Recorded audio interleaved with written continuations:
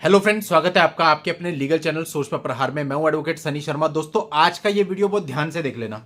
इसमें आज मैं आपकी ऐसी कंफ्यूजन दूर करने वाला हूं जो कि सालों से चलती आ रही है और आज तक भी बरकरार है। दोस्तों, अगर आपने वीडियो पूरा देख लिया तो बहुत सारी आपके दिमाग की कंफ्यूजन दूर हटने वाली है और आज के बाद कभी आप ऐसी कंफ्यूजन में पड़ोगे भी नहीं। देखो, आप सभी के मन में एक चीज होती है। आपके पास मान लेते हैं 125 का नोटिस आया, उसमें एक डेट लिखी है कि इतनी तारीख को आपको अपीयर होना है। अगर आप नहीं होंगे तो आपके खिलाफ एक पक्षीय कार्रवाई की जाएगी। तो पहले तो देखो, मैं यहाँ पे हमेशा कहता रहा हूं कि पहली डेट आप स्किप कर सकते हैं। कई बार होता है नोटिस आपको केवल 2 दिन पहले ही मिलता है, आप अपनी स्ट्रेटेजी भी नहीं बना पाते। अगर आप एकदम से चले जाएंगे तो नुकसान हो जाएगा। और पहली डेट पे जनरली कुछ होता भी नहीं है, एक मौका न्याय हित में आपको मिलता ही है कि चलो आप दूसरी डेट पे आ जाना। कोई हार्ड एंड फास्ट प्रॉब्लम इसमें है नहीं। दोस्तों, दूसरी चीज, अगर आप सेकंड डेट पे भी नहीं जाते तो क्या हो सकता है? X party. अब दोस्तों, ये एक्स पार्टी को लेकर के जो लोग सोचते हैं एक्स पार्टी वो है ही नहीं।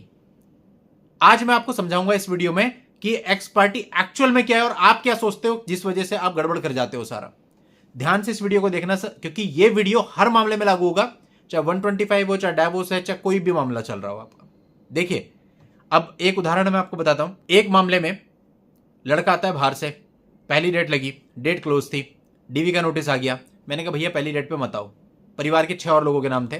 मैंने कहा मत आओ, कोई दिक्कत नहीं है। मेरा भी वकालतनामा नहीं था, बट मैं वैसे ही खड़ा हो गया देखने के लिए कि क्या होता है।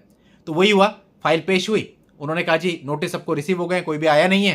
मैडम ने कहा कोई बात नहीं, एक डेट दे देते हैं नेक्स्ट, फिर अगर नहीं आएंगे तो हम आगे एक्स पार्टी कर देंगे।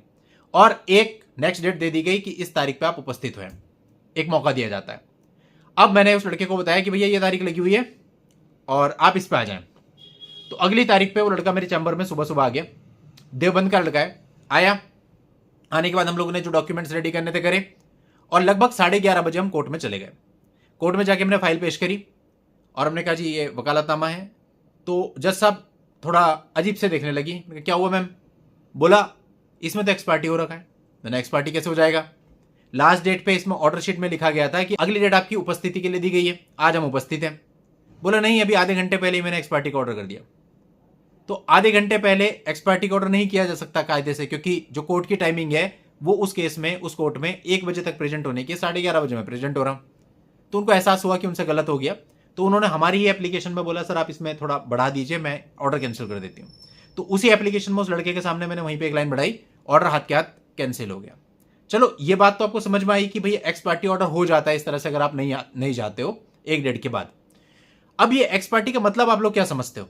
यहां पे कंफ्यूजन है।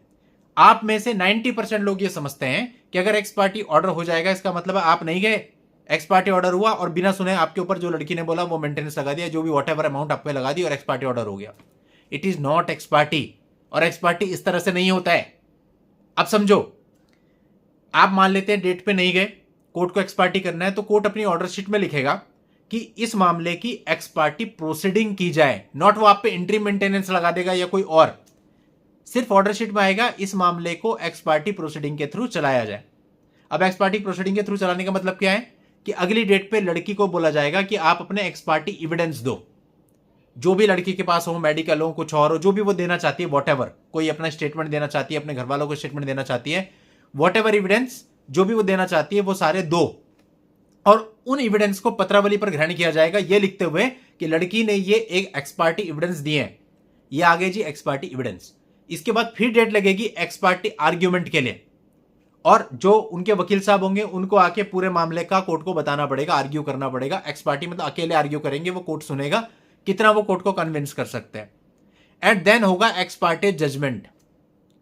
तो आप लोग क्या समझते हो, हम नहीं जाएंगे तो एक्स पार्टी का मतलब है इंटरिम का ऑर्डर हो जाएगा या कोई आपके ऊपर मॉनेटरी चीज बांध दी जाएगी? ऐसा नहीं है। एक्स पार्टी प्रोसीडिंग का ऑर्डर होगा।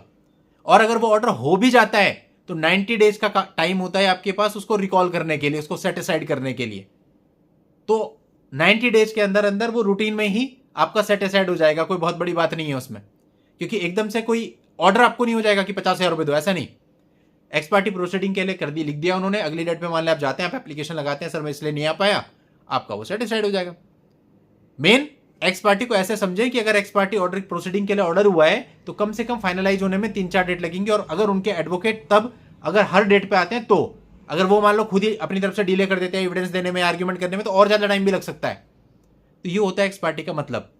इसलिए एक्स पार्टी से इतना नहीं घबराना जितना आप लोग घबराते हो। मेरे एक बैंगलोर का मामला था, उसमें एक मीडिएशन ही हुआ था। जस्ट मीडिएशन से अगली डेट पर कोर्ट ने उसमें एक्स पार्टी लिख दिया कि पार्टी आई नहीं थी। जब हम पहुंचे तो वो लिखा हुआ था।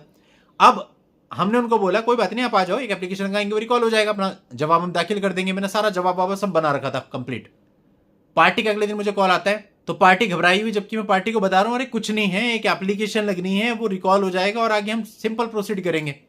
और पार्टी कहती है ना, हमें तो क्लैरिटी नहीं आ रही। अब इस प्रकार की चीजें अगर आप लेके चलोगे तो बड़ा मुश्किल है और थोड़ा सा विश्वास आपको रखना पड़ेगा। अब यही देवबंद वाला लड़का है, आज फिर डेट है उसमें। मैंने बोला बताना भाई, मैं देख लूंगा। तो नहीं आ रहा है, क्यों? क्योंकि एक विश्वास है। हालांकि पिछली डेट पे एक्स पार्टी हुआ था, उसके सामने मैंने कैंसिल कराया था, आज मैं फिर मना कर रहा हूं, लेकिन एक विश्वास है। तो विश्वास अगर आप नहीं रखेंगे ना, बहुत मुश्किल है। क्योंकि 500 1000 किलोमीटर दूर से आप आते हो, ठीक है गलत होता है, मैं मना नहीं करता हूं, बहुत केस ऐसे आते हैं जब विश्वास में आदमी के साथ गलत भी हो जाता है। लेकिन दोस्तों बिल्कुल ही ट्रस्ट ना रखना, तो आप कैसे 500 1000 किलोमीटर दूर से इस चीज को हैंडल करोगे? कहीं ना कहीं तो देखो हमें अपना स्टैंड लेना पड़ता है, थोड़ा बहुत, ज्यादा नहीं। ठीक है, आप एक आई रखो कि जो काम आपका हो रहा है वो ठीक हो रहा है, कहीं ऐसा तो नहीं आपको कोई गलत चीज बताई जा रही है, वो ठीक है आप रखो। लेकिन फिर भी कहीं ना कहीं थोड़ा सा कोऑर्डिनेशन अपने वकील साहब के साथ आपको रखना पड़ेगा, अदरवाइज चीजें चल नहीं पाएंगी इतना दूर। तो उम्मीद करता हूं दोस्तों इस वीडियो से आप समझ गए होंगे कि एक्स पार्टी से इतना ज्यादा घबराने की जरूरत नहीं है, और एक्स पार्टी का मतलब वो भी नहीं है जो कि आप अब तक सोचते आए हैं। चलिए दोस्तों, आज के इस वीडियो में इतना ही। नेक्स्ट वीडियो में नई जानकारी के साथ मैं आपसे फिर मिलता हूं, तब तक के लिए goodbye and thank you for watching. Take care.